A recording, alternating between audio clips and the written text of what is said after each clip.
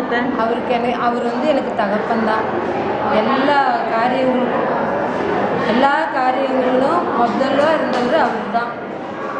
படிக்கும்போது எங்கள் அப்பாட்ட கூட சொல்ல மாட்டோம், அண்ணாட்ட தான் சொல்லுவேன். எல்லா வகையிலையும் அண்ணனை தான் அப்பா மாதிரி நினச்சிட்டு இருந்தோம். அதே மாதிரி எனக்கு கல்யாணம் பண்ணி வைக்கிறதுக்கு நிச்சயம் பண்ணுறதுக்கு வந்ததும் அப்பா பெட்டாக இருந்தார். அண்ணன் தான் அப்பா மாதிரி எல்லாம் வந்தார், செஞ்சார். அபார்ஷன் ஆனப்போ கூட எங்கள் அம்மா அப்பா வரல, அண்ணன் தான் வந்து காப்பாற்றினார். அதுக்கப்புறம் எனக்கு குழந்தைங்க பிறந்து அந்த குழந்தைங்களையும் முதல் ஜோதி எடுத்து கொஞ்சி அன்பு காட்டி அரவணைச்சு எங்களை அவங்களோட சொந்த பிள்ளை மாதிரியே என்னை வச்சுட்டு இருந்தாங்க. நான் எங்கள் அண்ணனுக்கு பொண்ணு பார்த்து தரணும்னு சொல்லி கட்டாயமாக என்னை கூட்டிகிட்டு போய் தான் பொண்ணு பார்த்து நான் ஓகேன்னு கல்யாணம் பண்ணுவாங்க.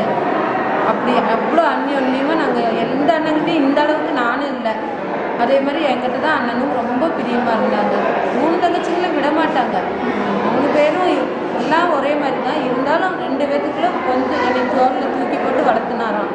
அதனால அவர் தகப்பனாகவும் நான் மகளாகவுமே வாழ்ந்தேன். திட்டுவார், நானும் நல்லா சண்டை போடுவேன் அவர்கிட்ட, நல்லா கோபமாக பேசுவேன், அவரும் கோபமாக பேசுவார். ஆனால் 2 பேரும் மறந்துடுவோம், 2 பேரும் பேசுவோம். அன்புனால திட்டுறாங்கங்கிறது அப்போ நமக்கு தெரியாது. என்னடா நம்ம அண்ணன் நம்மக்கிட்ட பாசமாக இருந்து நம்மளை இப்படி பேசுகிறாங்களேன்ற கோபம். அப்புறம் நானாக போவேன், பேசுவேன், கிண்டலாகவும் பேசியிருக்காரு. கடைசி வர கிண்டலாகவும் பேசியிருக்காரு. ஆனால் சாகருக்கு முன்னால் கடைசியாக நான் போனப்போ வந்து அவர் எப்போவுமே அப்படி அதட்டி பேசினதே இல்லை. ஒரு மாதிரி அதட்ட